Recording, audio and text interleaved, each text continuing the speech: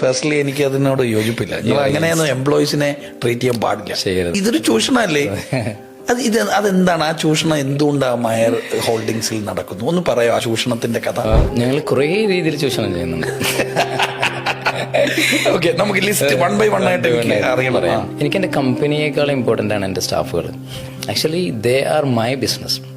അവരില്ലെങ്കിൽ എനിക്ക് എൻ്റെ ബിസിനസ് ഇല്ല. എൻ്റെ എംപ്ലോയീസിൻ്റെ പേഴ്സണൽ ഗ്രോത്ത്, ഡെവലപ്മെൻറ്റ്, അവരുടെ വെൽഫെയർ എൻ്റെ പേഴ്സണൽ ലക്ഷ്യമായിട്ട് കാണുന്ന ഒരാളാണ് ഞാനൊരിക്കൽ അറിഞ്ഞു എൻ്റെ ഒരു സ്റ്റാഫ് 3 വർഷമായിട്ട് നാട്ടിൽ പോയിട്ടില്ല എന്നുള്ളത്. അത് സത്യത്തിൽ എന്നെ മാനസികമായിട്ട് വല്ലാണ്ട് പ്രയാസപ്പെടുത്തി. അന്ന് ഞങ്ങൾ തുടങ്ങിയ ഒരു പ്രോജക്റ്റായിരുന്നു മയർ ഹാൻഡ്സ് എന്ന് പറഞ്ഞിട്ട് നമ്മുടെ ലോ സാലറിയുള്ള എംപ്ലോയീസിന് അവരുടെ ഫാമിലിനെ കൊണ്ടുവരാൻ നമ്മൾ പിന്നെ സപ്പോർട്ട് ചെയ്യാൻ തുടങ്ങി. നമ്മൾ പുറത്തെ കമ്പനികളിലെ എഞ്ചിനീയേഴ്സോ സെയിൽസ് എക്സിക്യൂട്ടീവ്സോ മേടിക്കുന്ന സാലറിയാണ് ഞങ്ങളുടെ കമ്പനിയിലെ ലേബേഴ്സ് മേടിക്കുന്നത്. ഞങ്ങൾ we are giving equal respect to each and every one. ചിലപ്പോൾ പല കമ്പനികളും സെയിൽസ് എക്സിക്യൂട്ടീവ്സോ സെയിൽസ് മാനേജറോ മേടിക്കുന്ന സാലറി ഒരു പക്ഷേ ഞങ്ങളുടെ സ്റ്റോറിലുള്ള പിള്ളേർ ചില മാസങ്ങൾ മേടിക്കാറുണ്ട്.